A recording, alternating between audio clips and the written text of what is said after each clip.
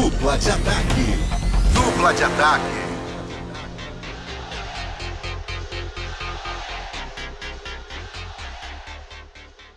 E aí, galera, bem-vindos a mais um Dupla de Ataque. Vamos falar hoje muito de futebol brasileiro, futebol internacional. O PVC tem umas histórias para contar. Você já sabe, toda semana a gente tá por aqui, eu e o PVC, no canal do Futebol Globo CBN no YouTube. Então você já sabe, se inscreva aqui no nosso canal, ativa as notificações, porque aí você fica sabendo assim que tem um vídeo novo aqui no canal, porque tem o Dupla de Ataque, mas tem as nossas transmissões, tem o Rodada Globo CBN, tem muita informação para você, então já se inscreve, youtube.com/Futebol Globo CBN, deixa seu like aqui também, você que curte o Dupla de Ataque toda semana, dá um joinha, dá uma moral para mim e para o PVC e compartilha com todo mundo, avisa para geral que o Futebol Globo CBN também tá aqui no YouTube. E bora rolar a bola para mais um Dupla de Ataque.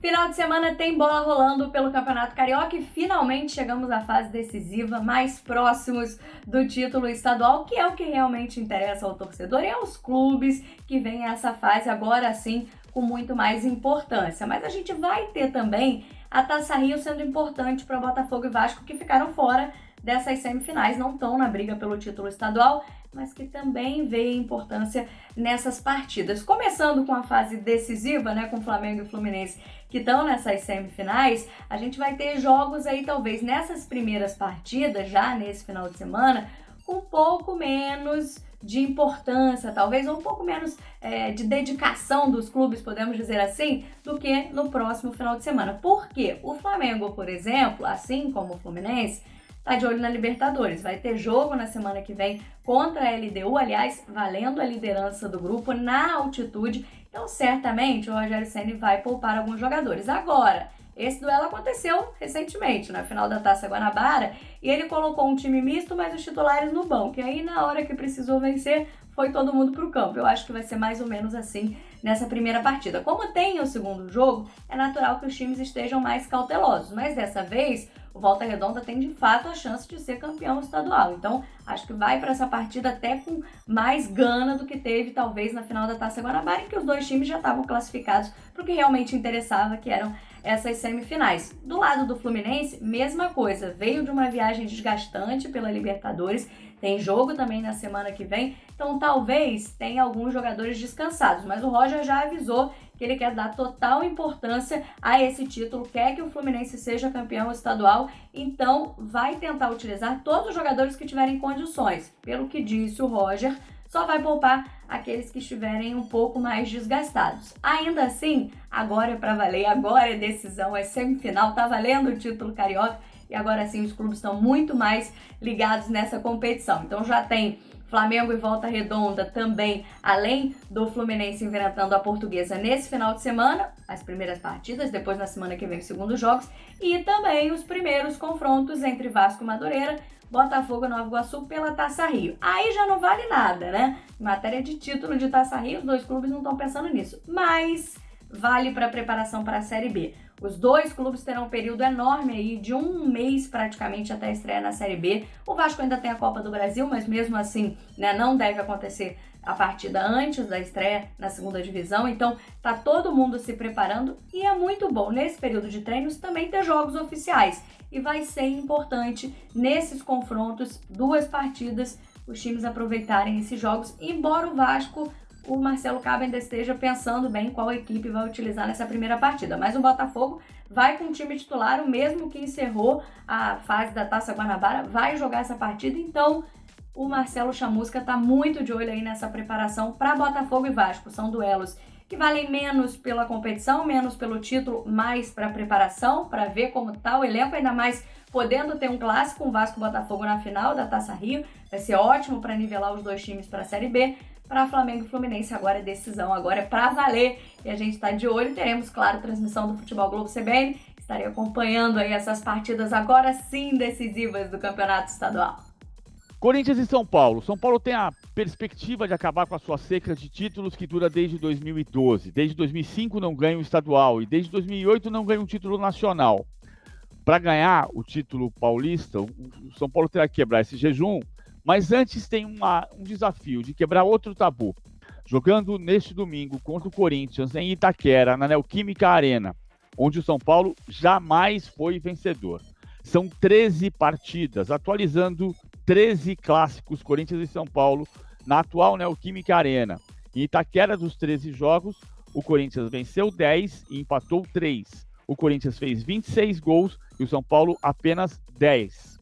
O São Paulo quer quebrar o tabu mesmo dos títulos. Isso é dia 23 de maio. Mas antes, nesse domingo, quer quebrar o jejum contra o Corinthians na casa corintiana.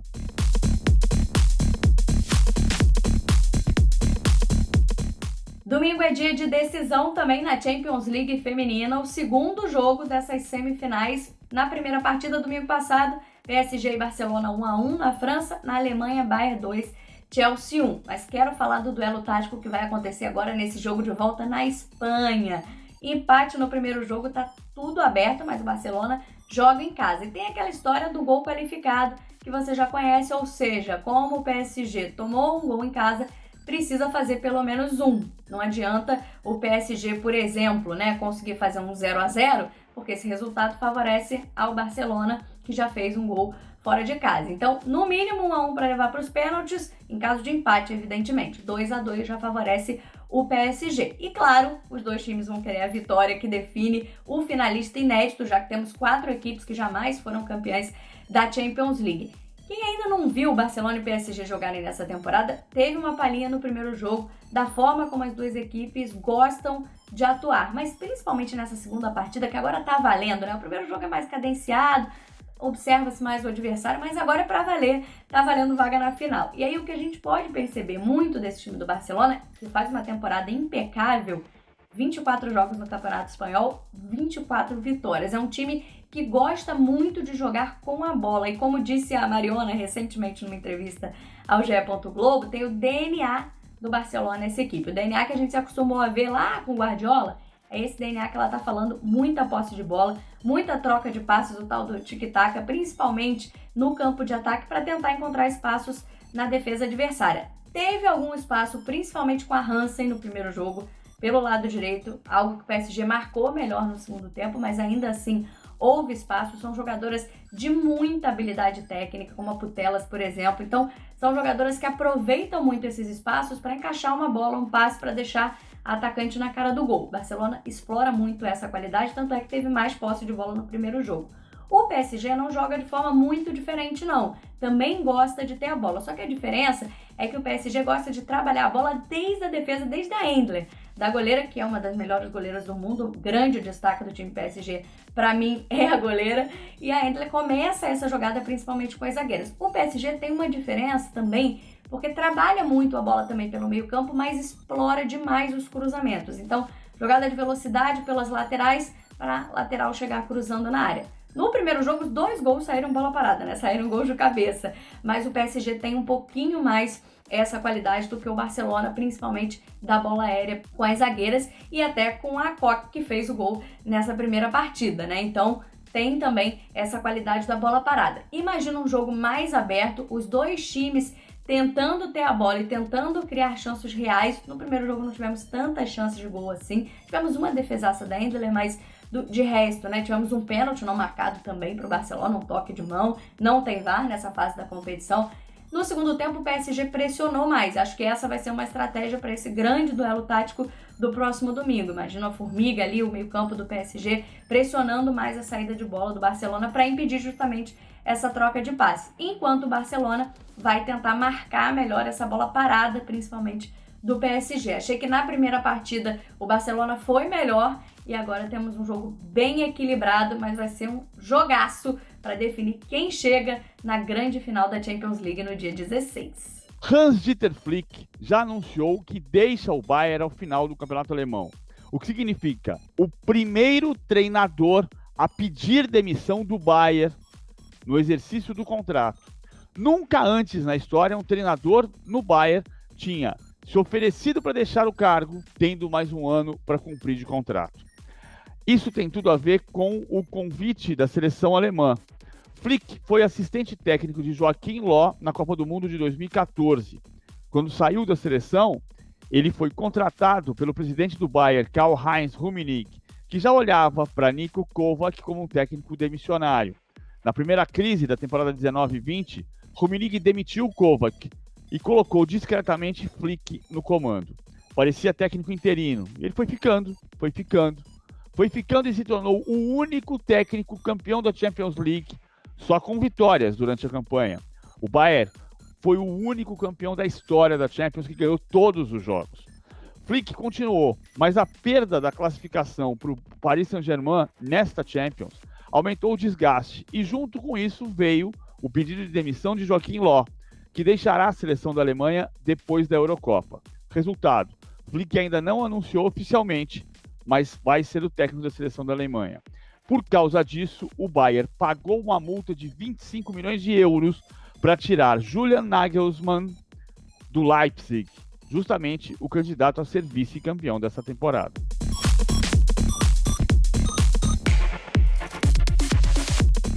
Semana decisiva também na Champions League, conheceremos finalmente os finalistas da competição já nessa semana, mas vou chamar a atenção para uma semifinal especificamente, que o primeiro jogo já foi equilibrado, já teve expulsão, já teve atuação de gala do De Bruyne, evidentemente que eu estou falando de Manchester City e PSG, 2-1 a vitória do Manchester City fora de casa como visitante na França, ou seja, em competição como a Champions, que tem critério de gol qualificado, excelente resultado para o time do Guardiola, porque agora, na partida de volta, além de ter um empate, qualquer empate a seu favor, que venceu o primeiro jogo, ainda, por exemplo, 1-0 PSG não é suficiente. O PSG teria que fazer, no mínimo, 2 gols para buscar essa classificação. Então, Guardiola e sua equipe já deram um passo importante para tentar essa final inédita. O Manchester City jamais chegou a uma decisão de Champions League, então já seria um feito para o Guardiola, que é muito pressionado, porque ganhou a Champions com o Barcelona,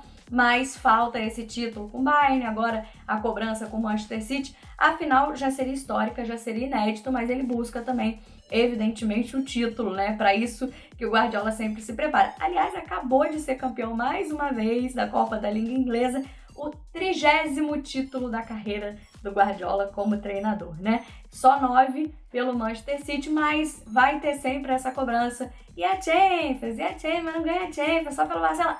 Então tá bom, vai ter Manchester City na final, pelo menos é o que o Guardiola tá tentando fazer nesse jogo contra o PSG, mas que na primeira partida, nessa vitória por 2-1 fora de casa, teve uma atuação bem apagada da principal dupla de ataque do mundo, para mim a melhor atualmente do futebol mundial, Neymar e Mbappé. Não fizeram uma grande partida, não foram diferenciais no segundo jogo, tenho certeza que os dois vão aparecer e dá muito trabalho para a defesa do City, que no primeiro jogo teve até uma mudança até de postura ali no primeiro tempo. O City não teve tanto a bola, não trabalhou tanto a bola, se preocupou mais em fechar os espaços do PSG e imagino essa preocupação também agora no jogo de volta na semana que vem, ainda mais porque é finalmente o jogo decisivo, né? É a partida que vai definir o finalista. Mas com Neymar e Mbappé um pouquinho mais inspirados, vão dar muito mais trabalho com certeza para o time do Guardiola. Só que essa vantagem construída na França de 2-1 vai dar muita tranquilidade também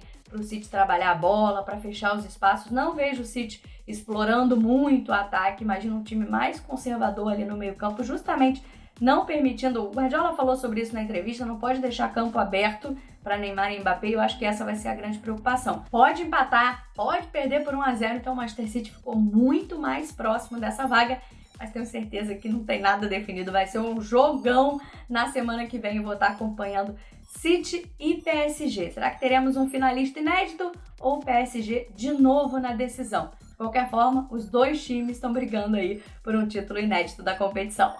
O clássico é Bayern de Munique e Borussia Mönchengladbach. Se fosse semana passada com vitória do Bayern, ele já seria o campeão. Acontece que perdeu para o Mainz por 2-1 e adiou por uma semana a chance de ganhar o seu 9º título alemão seguido.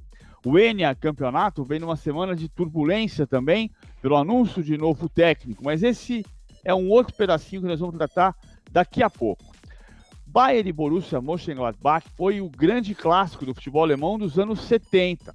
O Bayern ficou sem ganhar o campeonato de 1932 até 1969, quando ganhou pela primeira vez no formato Bundesliga.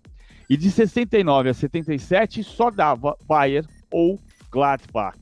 Em 69, campeão o Bayern. Em 70 e 71, o Gladbach. Em 72, 73 e 74, o Bayern. Em 75, 76 e 77, o Borussia Mönchengladbach. A rivalidade voltou a se acender nos últimos anos porque desde 2017, em todas as temporadas, o Gladbach ganha pelo menos uma vez do Bayern. Foi assim em 2017, em 2018, em 2019 e no campeonato de 20. E nessa temporada 2021 também. No turno, o Gladbach venceu por 3-2. Ele pode botar água no chope do Bayern ou o Bayern ser campeão neste final de semana.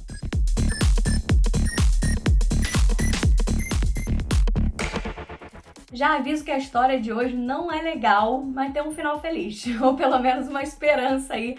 É porque tivemos uma coincidência muito ruim nessa última rodada do Campeonato Brasileiro da Série A1, do Campeonato Brasileiro Feminino.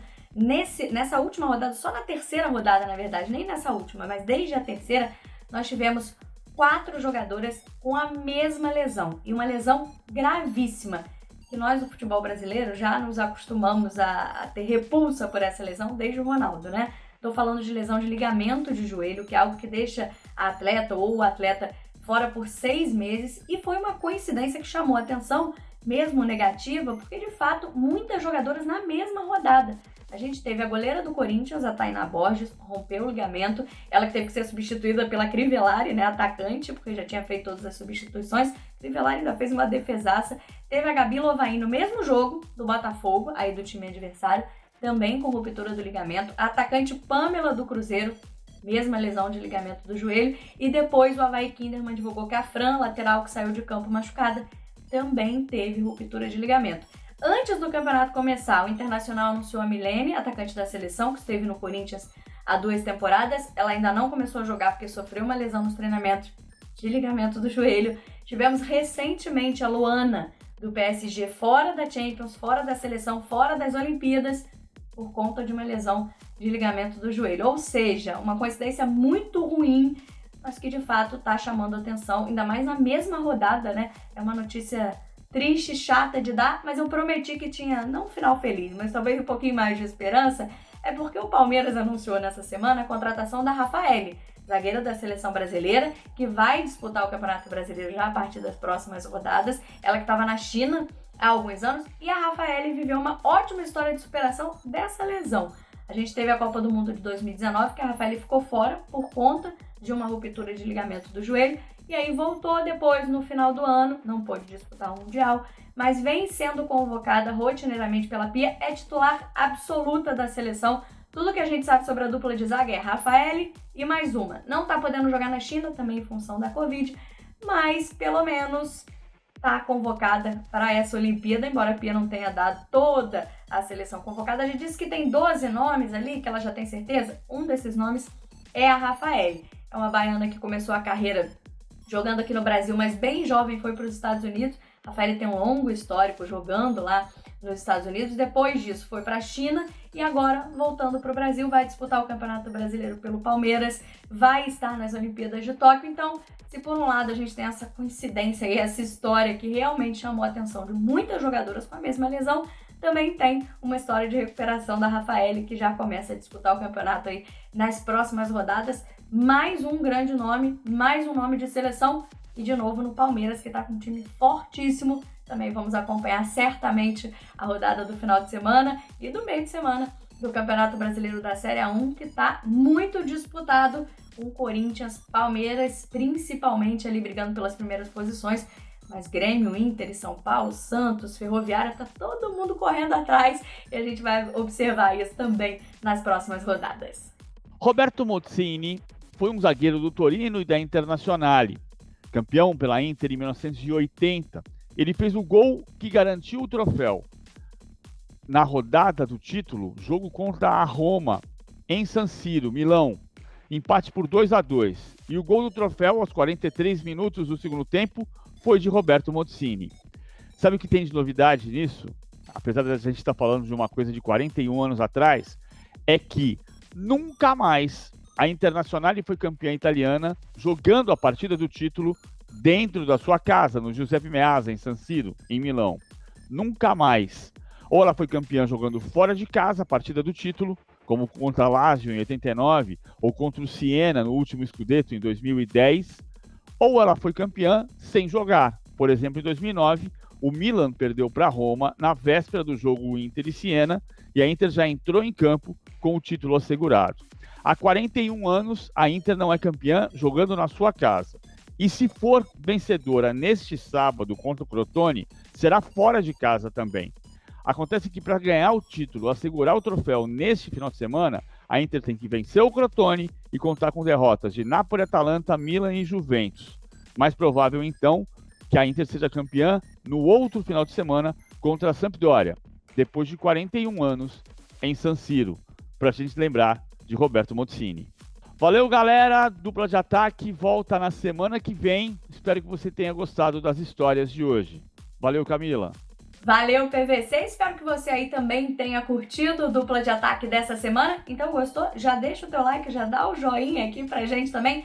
Já tá inscrito no canal? youtube.com/futebolglobocbn. Se inscreve se você ainda não está inscrito e ativa as notificações, porque tem Dupla de Ataque toda semana, comigo e com o PVC, nessa tabelinha aqui no Futebol Globo CBN, mas tem também Rodada Globo CBN, todas as transmissões do final de semana, falamos de tantos jogos aqui desse final de semana, da semana que vem, então para você ficar atento às nossas transmissões, ativa também as notificações, recebe lá o lembrete assim que estivermos no ar e conta para todo mundo, Futebol Globo CBN, também no YouTube. Te espero semana que vem que tem mais Dupla de Ataque por aqui, hein? Bom final de semana, até a próxima!